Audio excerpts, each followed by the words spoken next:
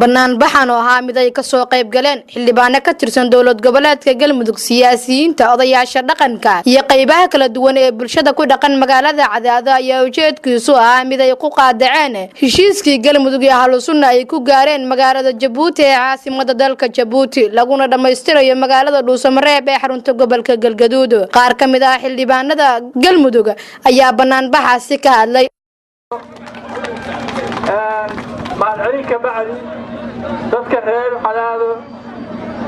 waxaan uga mahad celinayaa inay ku soo dhabaraadeeyeen horu socodka iyo midaynta iyo maamul dhisidii Galmudug inay dulqaad badan u muujiyeen inay dhiig u daadiyeen ay ku badbaadinayaan Galmudug inaad shucuurtiina ka muujisaan inaadan aqbalayn ogolayn raalli ka noqonayn shirarka la qabanayana aan ka mid ahayn inaad dareenkiina ku muujisaan aad baan kaga mahad celinayaa banaan baxda nabadeed quruxda badan ay ka muujiyeen horta waa kaga mahad celinaynaa iyadoo qorraxdu ay bartamaha maraysa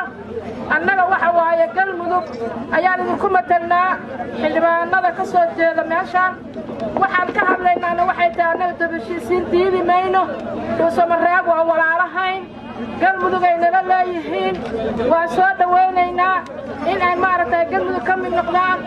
waxaan rabaa anigu maanta inaan ka hadlo inaan raadino qof kasta oo Galmudug ka soo jeeda maqaamka ay leedahay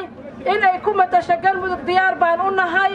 waana soo dhaweynaynaa halkanna waxay ahayd caasimadii ku meel gaarka ahayd ee Galmudug ay ku shaqeynaysay ma istaahisho in laga dhaqaaqo oo meeshii iyadoo dadka laga tashan la dhaqaaqa ma aana mudnayn odayaasha dhaqanka ayaa iyaguna tilmaamay inay ka baqanayaan in Galmudug ay burburto sida ay tilmaameen waxaan ahay odayaasha jeclaa nabadda Galmudug dhaliyay wax ka curiyay iyagoo aysan ka qasnayn waliba oo maamul wanaagsan oo dawladda haystay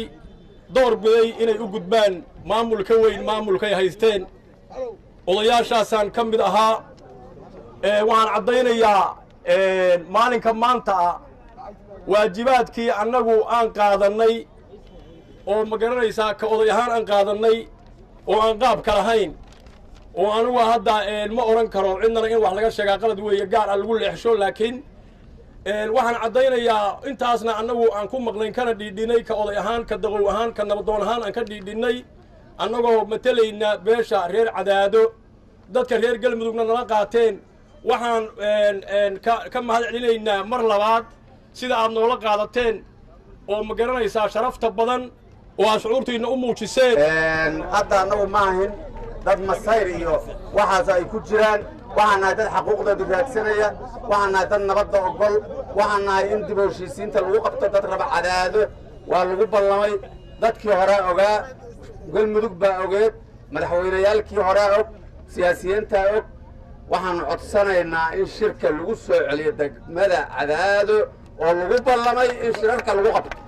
ayaan Maxamed Axmed ayaan dhool bulsha TV Cadaado